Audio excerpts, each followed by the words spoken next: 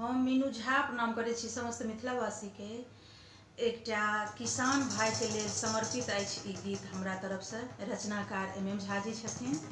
आशा करै छी अहूँ सबके नीक लागत तऽ लाइक शेयर जरूर करब। धन्यवाद। जय मिथिला, जय मैथिली।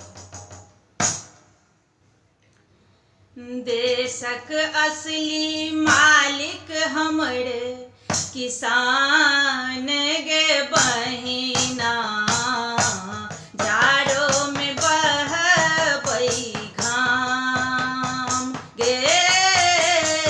देशक असली मालिक हमर किसान गे बहिना, जाड़ो में बहबै घाम।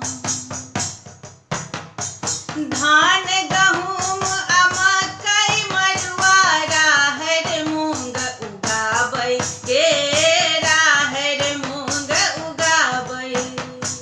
हिनका सन नहीं दाता जग में, सब हक पेट पुराबै गे, सब हक पेट पुराबै गे।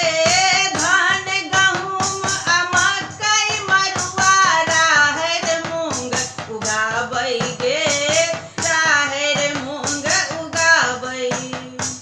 हिनका सन नहीं दाता जग में, सब हक पेट पुराबै गे, सब हक पेट पुराबै।